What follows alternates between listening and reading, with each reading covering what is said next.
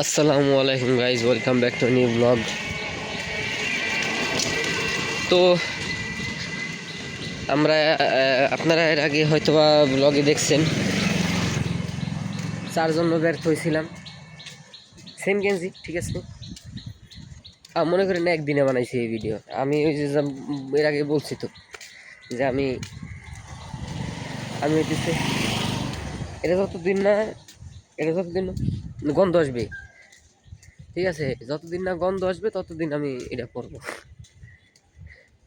বুঝলেন না, middle class family ছেলে, একটা নষ্ট না পর্যন্ত আমি আর একটা করতে পারি না, এটা বুঝতে হবে। তো যাই নাকি, আপাতত এই যে আসি মোড়ে, এখনো রাস্তা পার হইনি। আজকে শোয়ান যদি না দে চা, কিছু মানুষ আছে, মানুষ আও খুব অসুবিধা হইতেছে। তো যাই নাকি, এই যাবার আর একটা দোকান। তো ওয়েট, তো গাইজ এই যে আপনার দোকান টোকান পার হইরে মানুষ পার করে আমরা প্রায় আসতেছি আর কি। আমার যা মনে হয়, আমি ভিডিও অন করতে পারবো না, এরকম শব্দ হয় কেরে। আমি ওয়ান ফ্লোতে করতে পারবো না ভিডিও, কারণ আমার থাম্বনেল নেওয়ার জন্য হলেও আমার পজ করতে হবে। তো গাইজ আসলে যাইতেছি, আর আপনারা হয়তো বা ভাবতে পারেন যে আমাকে সব কিছু কয়, কিছু তো লুকাইতে পারে, কারণ না তো আমি তো লুকাবো না। আমি দেখেন আমি কোন প্ল্যাটফর্মে আছি, ইনস্টাতে আছি, ফেসবুকে আছি, টিকটকে আছি, আর যে ইউটিউব, ঠিক আছে। আপনার মনে করেন যে আসলে এই যে ধরেন ইনস্টা, টিকটক, ফেসবুক, হ্যাঁ, এই জায়গা আমারে দেখতে পারবেন আর কি, মানে আপনাদের আর কি এন্টারটেন করতেছি, মানে ফানি ওয়েতে এন্টারটেন করতেছি। কিন্তু ইউটিউবতে সেটা না, এই জায়গা রিয়েল, আমি এই জায়গা আমার রিয়েল থাকতে হবে, এটি আর কি। যাও দেখি উস্তাদ আছে কিনা।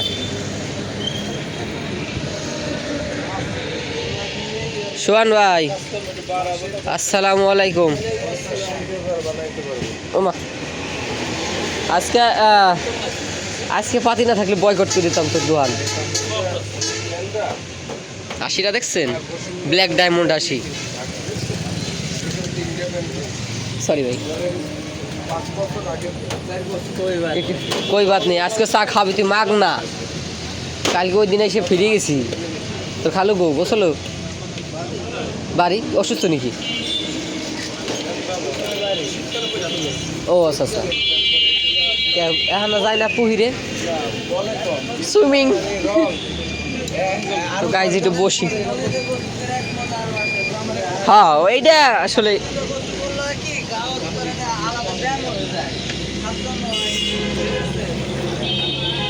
আমি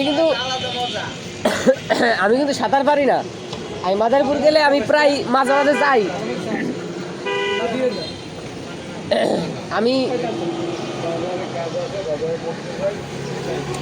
আমি যাবার চাই, ঠিক আছে, নদীতে যাই।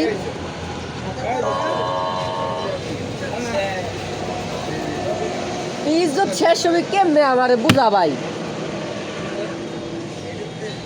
শুনে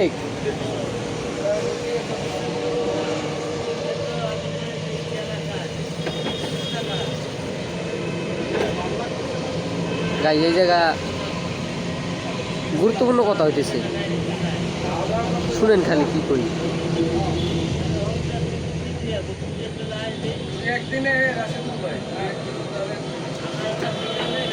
ও বলতেছি ইজ্জত গেছে, হ্যাঁ।